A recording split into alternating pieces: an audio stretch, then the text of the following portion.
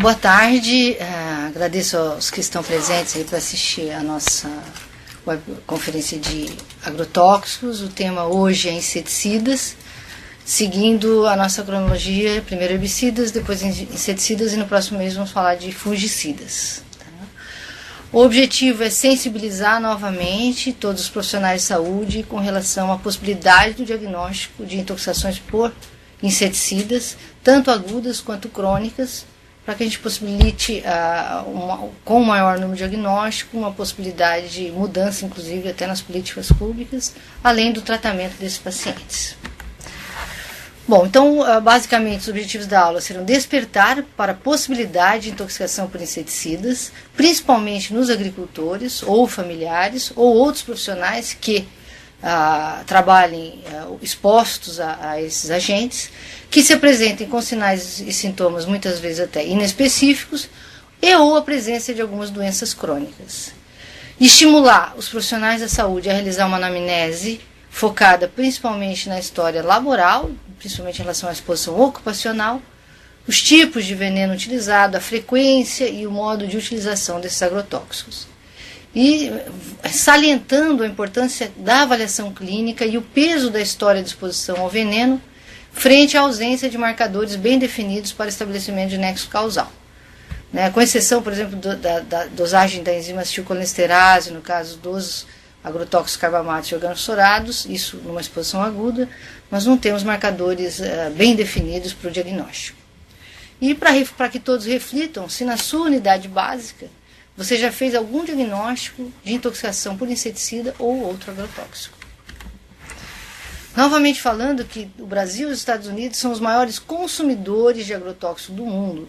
Em 2012, os Estados Unidos movimentou mais de 12 bilhões de dólares e o Brasil aproximadamente 10 bilhões de dólares em agrotóxicos. E há um aumento progressivo no consumo. A gente foi analisar, por exemplo, nos últimos 5 anos, a gente teve aumento de 2007 até 2012, 2013, a gente teve um aumento substancial de uso de vários agrotóxicos. Os principais são os herbicidas, principalmente que tem na formulação o glifosato, que a gente analisando certas formulações aumentaram em mais de 3.000% nos últimos 5 anos. Os agrotóxicos e inseticidas não houve um aumento tão substancial, mas tem alguns agrotóxicos que chegaram a aumentar 200%, 300%. Alguns inseticidas houve diminuição no consumo por conta de proibição da Anvisa. Os grupos populacionais expostos diretamente são os trabalhadores da agricultura, da pecuária, os trabalhadores da saúde pública, principalmente em relação ao controle de vetores, aí a possibilidade de uso de vários inseticidas, das empresas desinsetizadoras, indústrias de pesticidas, das empresas de transporte de agrotóxicos e também do comércio de produtos agropecuários. E indiretamente todos nós, consumidores dos alimentos. Novamente, em relação às classes de uso de agrotóxicos, hoje como foco em inseticidas, nós vamos falar dos inseticidas piretroides, dos organofosforados e carbamatos, e apesar dos organoclorados estarem proibidos já há vários anos, nós vamos citar em virtude da sua persistência no meio ambiente e também no corpo. Isso aqui exemplos de agrotóxicos inibidores da colinesterase, aí nós temos o carbofuran, o furadan, cuja dose letal seriam 2 mg por quilo apenas. Outro agrotóxico inibidor de colinesterase, carbamato aldicarb, que hoje em dia está proibido, mas a dose letal ainda mais baixa, de 1 mg quilo, que era a principal formulação do chumbinho, que é o inseticida vendido como, um agrotóxico vendido ilegalmente como raticida. Hoje em dia ele está proibido, mas a gente ainda vê sendo comercializado ilegalmente. E um exemplo aqui de um organofosforado, a gente vê o S aqui de enxofre, com uma dose letal também muito baixa, de 1 mg quilo. As manifestações clínicas nas intoxicações por agrotóxicos variam muito na sua apresentação e principalmente devido a fatores como o princípio ativo envolvido. Assim como a gente tem organofosforado, por exemplo, com dose letal de 1 mg quilo, nós temos organofosforados com dose letal de 800 mg quilo. O tempo de exposição, A via de exposição, normalmente a via oral, a gente, principalmente envolvido nas tentativas de suicídio ou eventualmente até intoxicações acidentais, particularmente em crianças, é a via mais grave. Mas esses agrotóxicos são bem absorvidos normalmente por via dérmica e alguns também por via inalatória.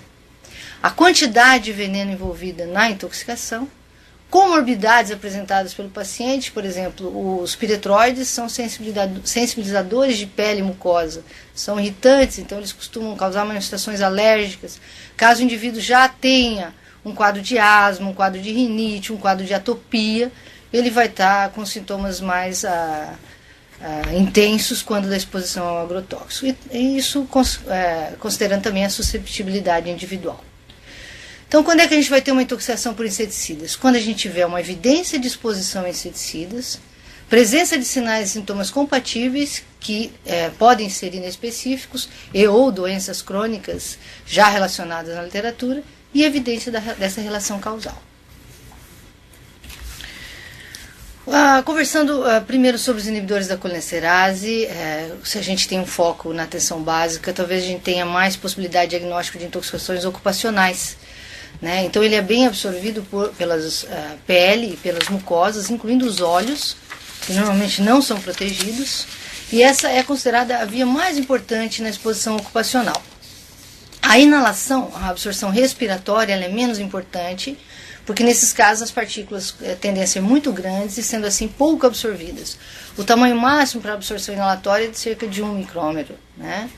O trato gastrointestinal também é uma via importante de exposição, mas ele é mais nas tentativas de suicídio. Tem as intoxicações acidentais, que eventualmente as pessoas acabam armazenando esses agrotóxicos em outros recipientes, às vezes até de refrigerante, e as pessoas acabam ingerindo acidentalmente, mas isso é mais raro. O metabolismo desses inseticidas é principalmente hepático.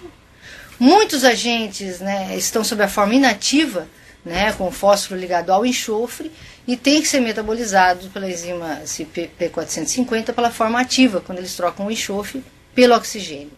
Lembrando que entre as várias enzimas que metabolizam os inseticidas inibidores da colinesterase, como a CYP1A2, 2B6, 2C19, duas delas, a CYP1A2 e a CYP34A, também metabolizam os esteroides, que são os hormônios, então estão envolvidos também na síntese da testosterona. Depois vocês vão ver que esses agrotóxicos interferem na reprodução humana e provavelmente essa é uma das vias de explicação. O início da toxicidade vai depender da via de exposição, né, se é via oral, se é via dérmica, o grau de exposição, se os agrotóxicos são mais ou menos lipossolúveis e se por acaso eles têm efeito direto ou indireto. Né? Aqueles que já estão sob a forma ativa tendem a ter uma ação mais rápida. Aqueles que são indiretos, ou seja, precisam trocar o enxofre pelo oxigênio, o início dos sinais e sintomas pode ser mais lento, no entanto, os efeitos podem ser bem mais duradouros, durando dias, muitas vezes até semanas. Esse é um exemplo do inseticida Forate, que é um agrotóxico, inibidor da colinesterase, organofosforado, como vocês vão ver aqui o S do enxofre, né? Ele é metabolizado pela CYP450, troca esse S pelo O, que é o oxigênio, e torna-se na fase ativa. Assim ele consegue inibir a colinesterase. E na figura abaixo, ele ligado à acetilcolinesterase, inibindo a ação da enzima. Então, como é que agem os organofosforádeos? Da maneira como eu mostrei no slide anterior. Ligam-se ao centro esterásico da acetilcolinesterase, impossibilitando-a de exercer sua função de hidrolisar a acetilcolina, resultando em acúmulo de acetilcolina nas sinapses. Os carbamatos agem de modo muito semelhante aos organofosforados, no entanto, eles formam um complexo menos estável com a colinesterase. Ela fica ligada por cerca de minutos, enquanto os organofosforados ficam muitas horas. Então, os carbamatos permitem uma recuperação da enzima mais rapidamente.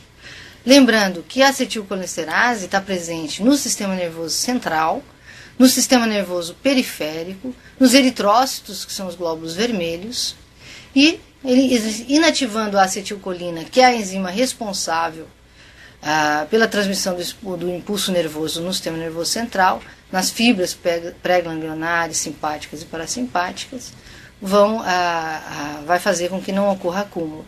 Caso essa enzima esteja inibida, vai sobrar muita acetilcolina nessas regiões, nas fendas sinápticas, levando a toda a sintomatologia esperada. Aqui a gente está mostrando a acetilcolina. Normalmente, sob a ação da acetilcolinesterase, ela é degradada em colina e ácido acético. Embaixo nós estamos mostrando o carbofuran, que é um inseticida carbamato, inibidor da colinesterase. Então, ele ligado à enzima, inibindo a sua ação. No entanto, em poucos minutos, a própria enzima inativa, né, degrada o carbofurano e volta a se tornar ativa. Então, aqui a gente consegue reverter rapidamente. Em questão, normalmente a intoxicação não leva mais do que horas, sendo que o organofosforado, a intoxicação pode levar dias ou semanas. Né? Além da inibição da acetilcolinesterase, esses agentes ainda interagem diretamente com os receptores colinérgicos, tanto como agonistas como antagonistas, inibem outras esterases envolvidas em hidrólise, reduzem a atividade metabólica do fígado, reduzem a síntese cerebral de fosfolipídios, podem alterar os níveis de serotonina, podendo explicar algumas alterações, inclusive psicológicas, psiquiátricas secundárias à exposição a agrotóxicos inibidores da colinesterase, e também postula-se uma redução na atividade da tireoide. E hoje em dia, como as pessoas podem ver, muitos conhecem, ou se não tem alguém na família, ou conhecem alguém que tem problema na tireoide. Então é uma doença bastante prevalente. Como exemplos de inseticidas inibidores da colinesterase, como fosforados, a gente tem aí alguns exemplos, eu coloquei só a título, não são todos, alguns apenas, o malation, diazinon, nuvacron, paration, o diclorvos, o metamidofos, que agora está proibido, monocrotrofos, fentrotion, cumafos, forate, entre outros.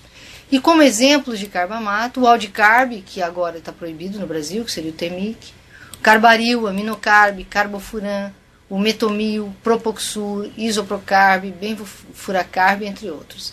E além desses princípios ativos, existem outros, e existem dezenas de nomes comerciais desses produtos, desses compostos sendo comercializados no nosso país. Frente a uma exposição aos inseticidas inibidores da colinesterase, se for uma exposição aguda, tanto por via oral quanto por via dérmica, inalatória, a gente pode ter algumas síndromes.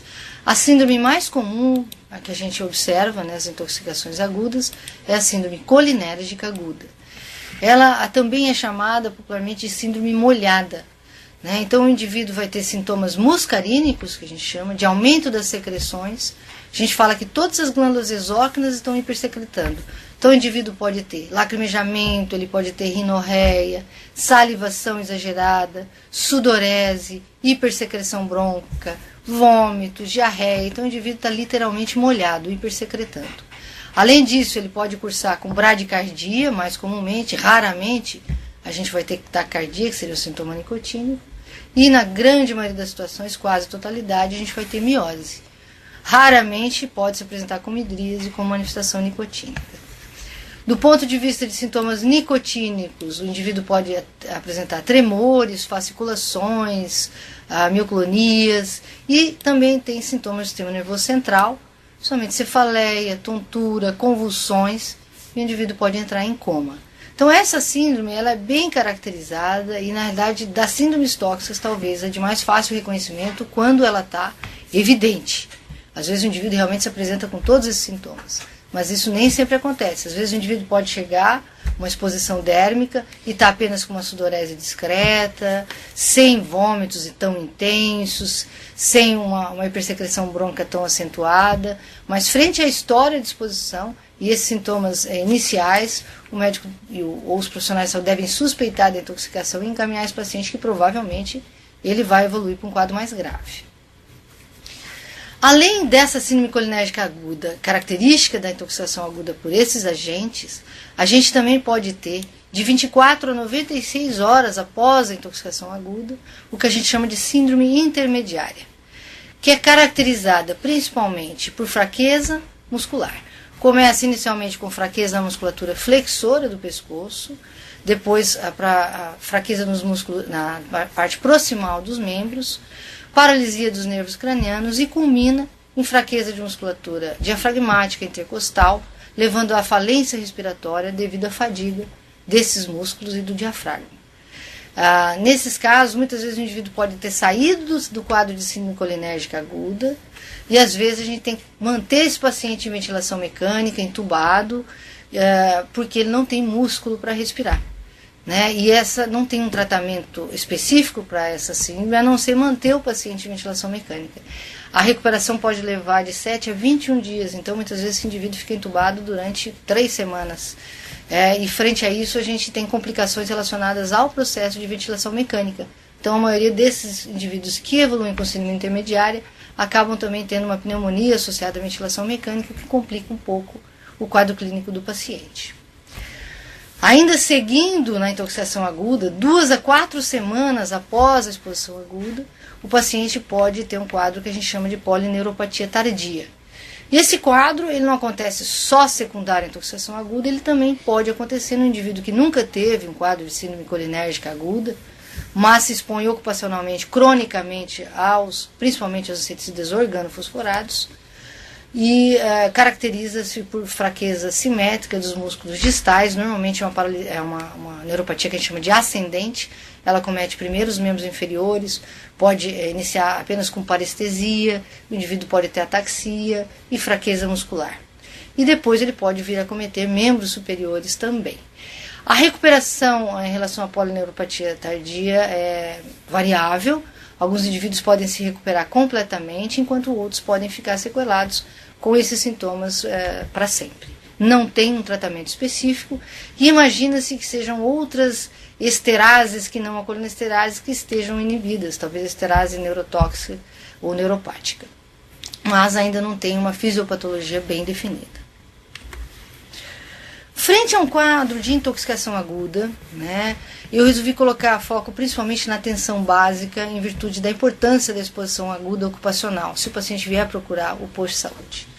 Então, principalmente naqueles casos de exposição dérmica e respiratória, né, se o paciente chegar a procurar atenção básica, primeiro a gente tem que afastá-lo da exposição. Tá?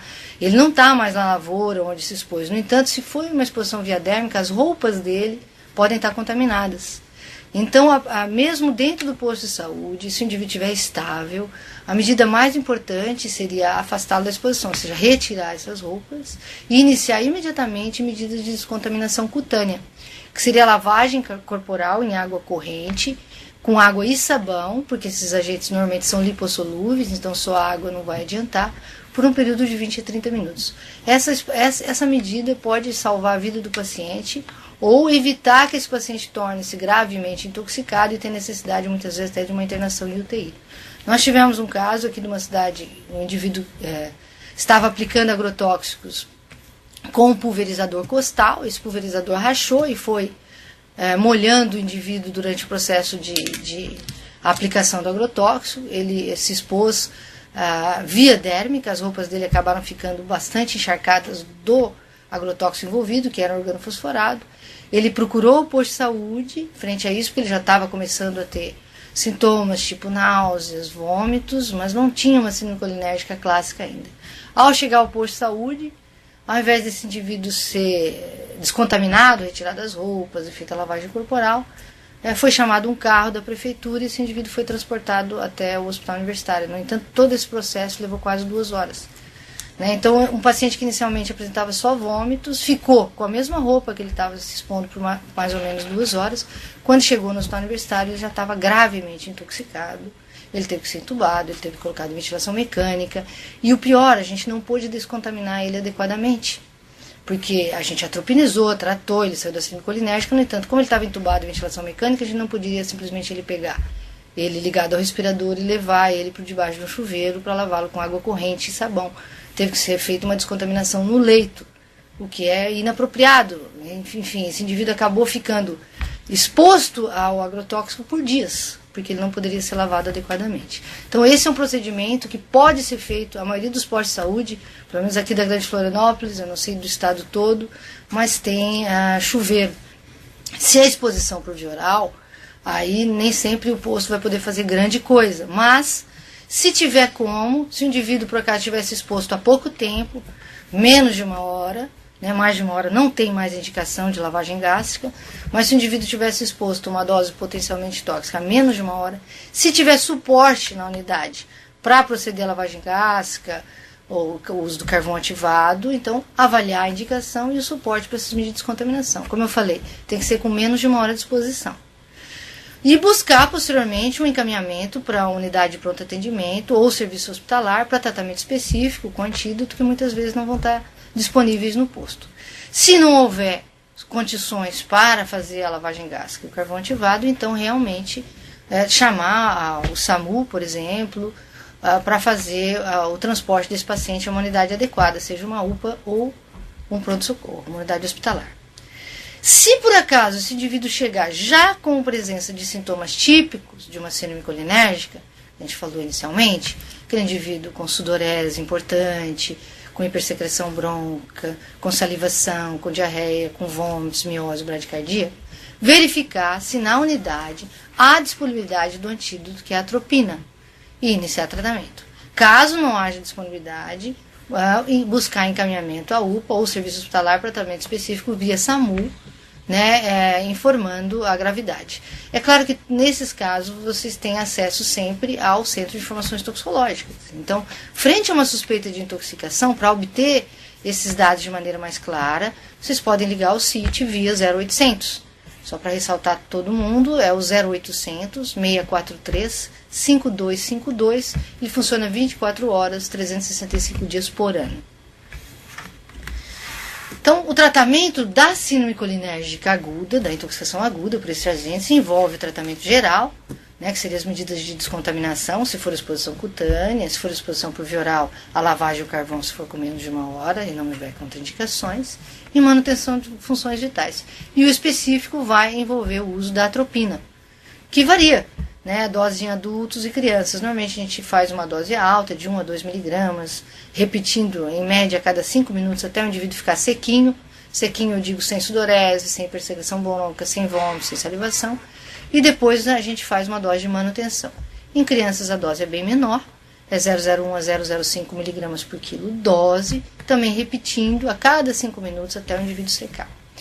Muitas vezes as necessidades de atropina são bastante elevadas, né? A gente pode, por exemplo, atropinizar o indivíduo quando é um caso leve, a gente usa menos de 20 ampolas de atropina, um caso moderado, a gente usa em média 30, 40 ampolas, e casos graves, normalmente mais de 50, às vezes 100, 200, 300 ampolas.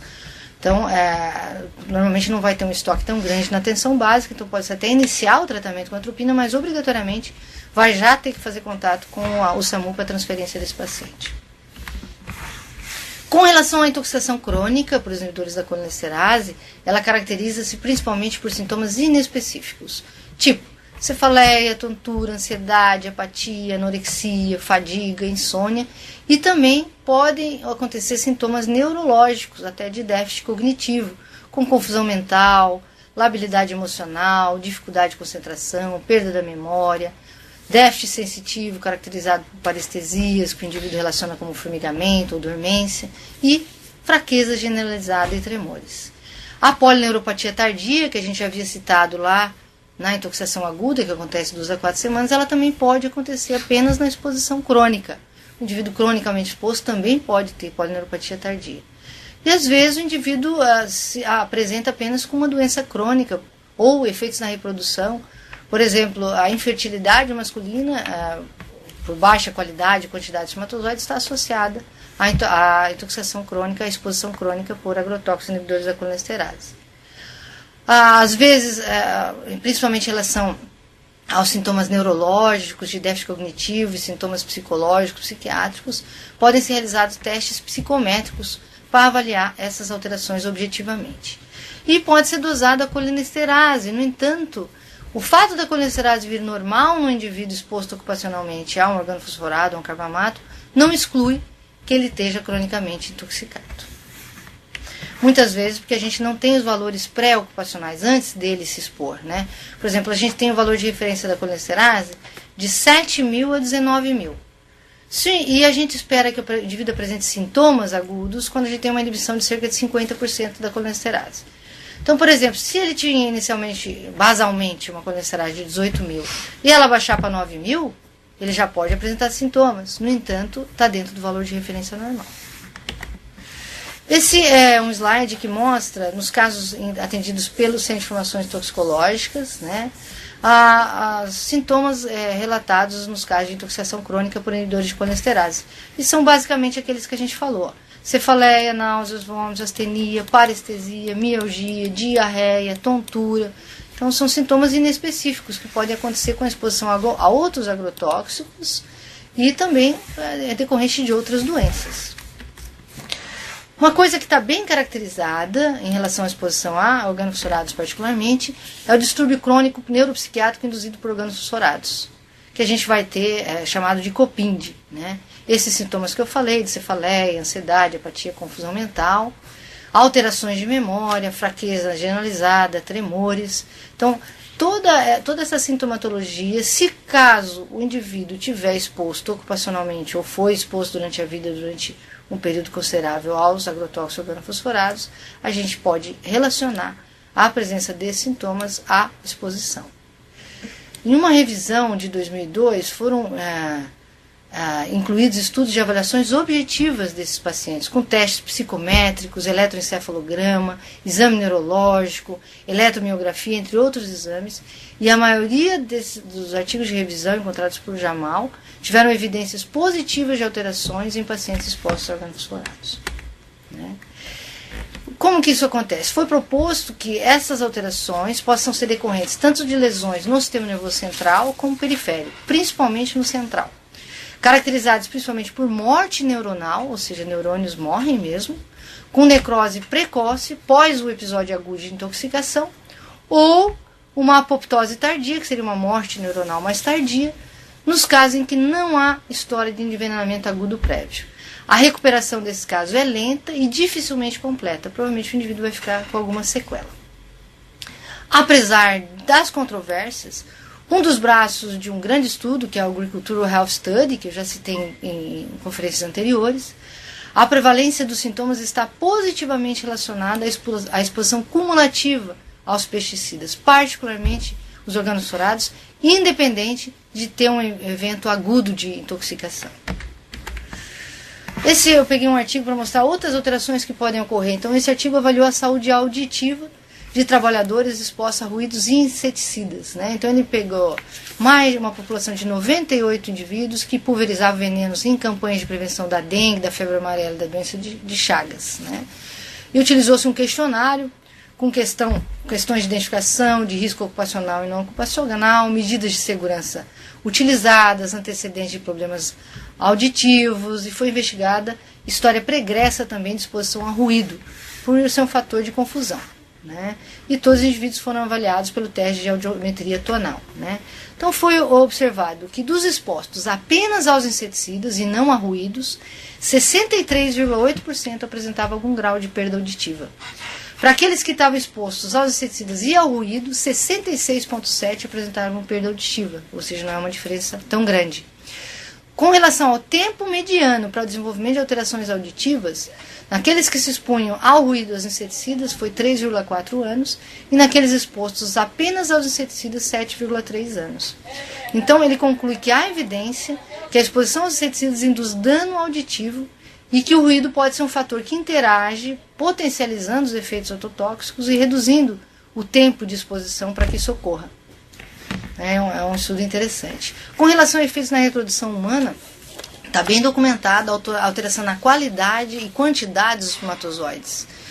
Tem maiores índices de aneuploidia e poliploidia nos espermatozoides dos indivíduos expostos, levando ao aumento de síndromes genéticas nos filhos desses pacientes. Nas mulheres, os efeitos foram pouco explorados até hoje, foi mais observado nos homens.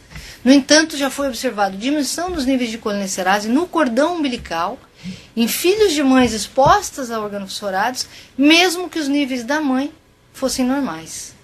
Alguns estudos também sugerem que a exposição pré-natal a organofosforados, ou seja, a mãe que está exposta ocupacionalmente, levando o seu filho que está gestando exposto, está associado a nascimento prematuro.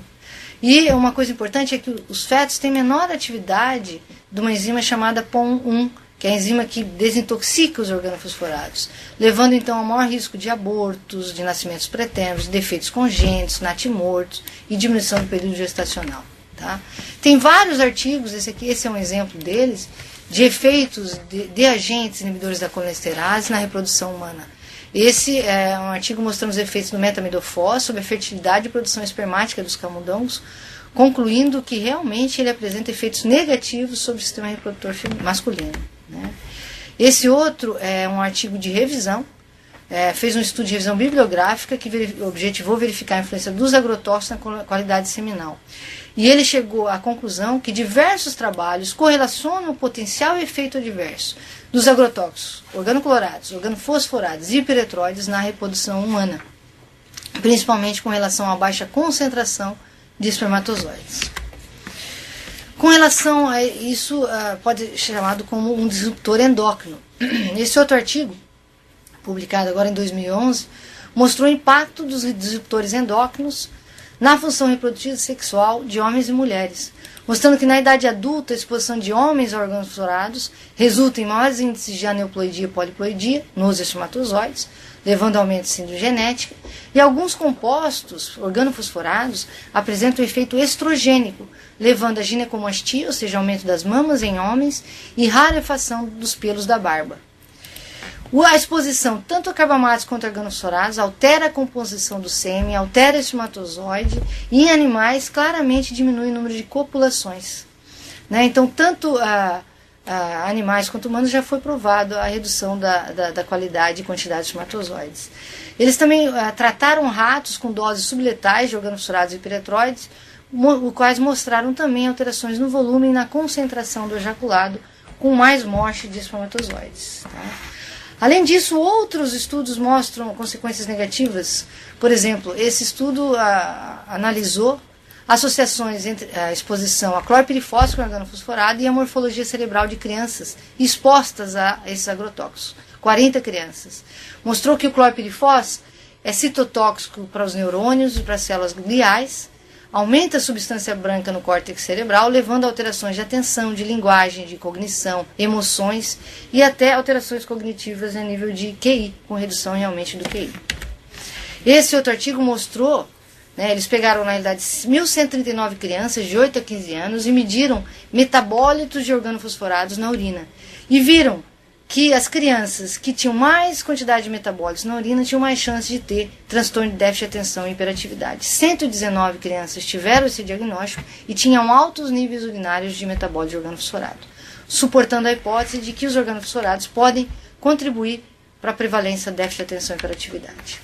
Com relação à carcinogênese, alguns organofosforados e carbamatos estão presentes na revisão da IARC. A IARC é a Agência Internacional de Pesquisa sobre o Câncer. Né? Por exemplo, o diclorvose é considerado que é um organofosforado como possivelmente cancerígeno para o homem. E tem outros agrotóxicos, como a lation ou paration, que são classificados como grupo 3, que são não carcinogênicos para o homem. No entanto, essas pesquisas, quando saem do IARC, elas são definitivas. Né?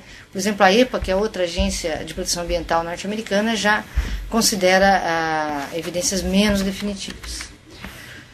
Bom, partindo para os organoclorados.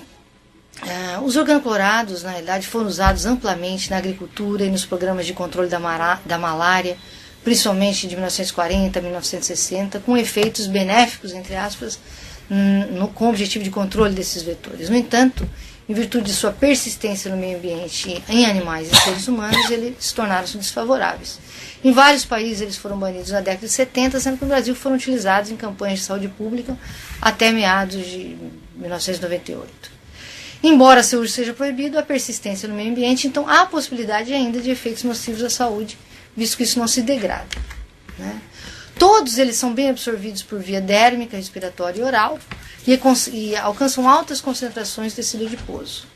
Né? Eles agem de maneira a alterar as propriedades das membranas celulares, dos nervos, mudando a cinética do fluxo sódio-potássio e exercem efeitos a longo prazo. A IARC classifica alguns como possivelmente carcinogênicos para a espécie humana. O DDT, por exemplo, pode estar associado ao desenvolvimento de câncer de fígado, de pulmão, linfomas. Outros organoclorados, também pertencentes a esse grupo de carcinogênicos, são o clordane, o heptacloro, o hexaclorobenzeno e o miarc. Tá? O DDT, como eu falei, ele é bem absorvido por todas as vias, estocado em tecidos como sangue, fígado, rim, coração e sistema nervoso central. Mas ele localiza principalmente no tecido gorduroso. Tá? Os maiores efeitos tóxicos são no sistema nervoso central. E uma característica importante é a indução de tremores. E como a gente falou, ele é hepatotóxico, então no fígado ele pode levar a hipertrofia, hiperplasia, até neoplasia, que são cânceres, né? Eles também podem levar a leucocitose, diminuição da hemoglobina, alterações tiroidianas, falência renal e também inibição do crescimento testicular e características sexuais secundárias. Não há antídoto para esse tratamento, para esse agrotóxico. O BHC é outro agrotóxico organoclorado, também é absorvido por todas as vias, também é indutor enzimático, podendo levar a alterações nos testes de função hepática, além de alterações urinárias, renais, leucocitose, entre várias outras alterações. Não há antídoto também, e o tratamento é voltado para os sinais e sintomas apresentados. Os piretroides talvez sejam os inseticidas aí que a gente mais tem contato, porque a gente tem contato domiciliarmente. São inclusive os inseticidas que a gente usa no nosso lar, aqueles sprays que a gente usa para matar barata, matar mosquito, aquelas pastilhas que a gente coloca na tomada, os líquidos, são todos à base de piretroides. São derivados, na realidade, de uma planta, o crisântemo, né? As piretrinas são extrato refinado das frações inseticidas do pireto. E piretroide é a denominação para toda classe de substâncias sintéticas similares às piretrinas, modificadas para aumentar a estabilidade no ambiente. Apesar de sua apregoada segurança, eles são associados a intoxicações agudas, principalmente com irritação cutânea e mucosa e reações alérgicas, e também estudos sobre intoxicações crônicas. Os estudos sobre a intoxicação crônica são escassos, no entanto, já são vistos efeitos de caráter neurológico e imunológico, principalmente em animais. Também foi observado a associação de piretroides com presença de doenças autoimunes, em virtude da deficiência na imunidade celular e humoral, além de neuropatia central, evidenciada por déficit cognitivo e também parkinsonismo. Também pode ocorrer neuropatia periférica e autônoma. Agudamente, o que a gente espera são os efeitos que a gente fala em relação à hipersensibilidade. O indivíduo pode ter manifestações alérgicas, rinite, asma, irritações de pele. Também pode acontecer tontura, cefaleia, náuseas, vômitos, palpitações, sudorese. E em casos severos, normalmente decorrentes de exposição por via oral, tentativa de suicídio, podem ter distúrbios de consciência e convulsões. Estudos observacionais têm demonstrado efeitos sistêmicos leves, mas também moderados e severos após exposições ocupacionais. A gente tem dois tipos de piretroides, tipo 1 e tipo 2, aqui nessa tabela, e tem diferenças em relação à sintomatologia.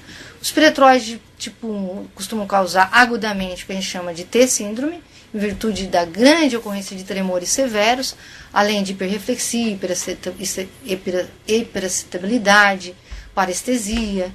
E os piretroides do tipo 2 são mais tóxicos e cursam com a síndrome CS, em virtude da ocorrência de coriatetose ou convulsões, aliada à salivação.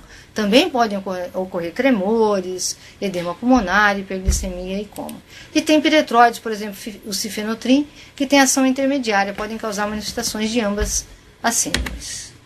Os nossos pacientes intoxicados cronicamente com piretroide têm sintomas inespecíficos, assim como organossurados, cefaleia, vômitos, náusea, parestesia, mialgia, entre outros sintomas. Também dermatite, eczema, dor, diarreia. Então vocês veem que são sintomas inespecíficos.